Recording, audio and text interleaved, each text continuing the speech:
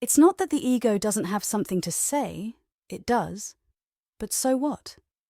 Just like the wind blows and the rain falls, the ego talks.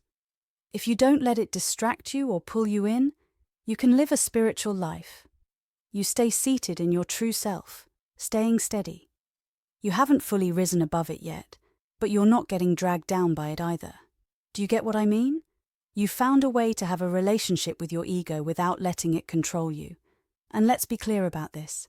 If you can keep that balanced relationship with the ego, it will eventually lose its power. Sometimes these analogies help explain it. People often say things like, imagine a calm, still lake. Wouldn't it be nice if your mind were like that?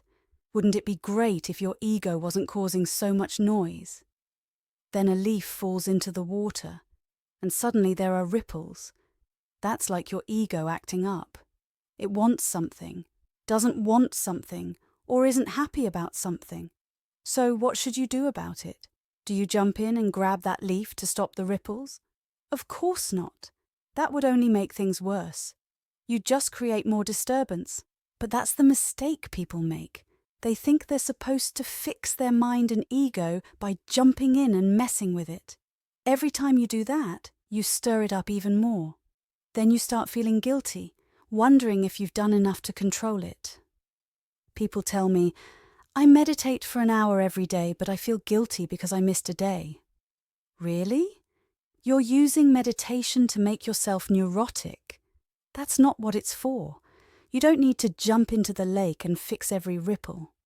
What do you do when a leaf falls in? You leave it alone. You sit there, accept it, and realize that leaves fall into lakes, and they make ripples. But those ripples will calm down on their own, won't they? That's the most important thing you'll ever learn about your mind. Leave it alone. Let the ripples settle by themselves. You don't have to change anything unless you're so caught up in it that you can't step back. If you can't get some distance, then yes, maybe you need to do some things to make the mind more manageable, but ultimately, you're not trying to get rid of your thoughts or emotions. You're learning to sit comfortably in your true self and not be dragged down or distracted by them. Here's the key. At some point in your spiritual growth, you'll hit a major turning point. Right now, your challenge is to not get pulled down by your ego. But for most people, it's the opposite. They're struggling to get pulled down into their ego and satisfy all its demands. They're constantly trying to give the ego what it wants, thinking that will bring happiness. Do you get that? That's why the world is in chaos. That's why there are wars, conflicts, and so much suffering. Everyone's ego is different, shaped by different experiences, preferences, and desires.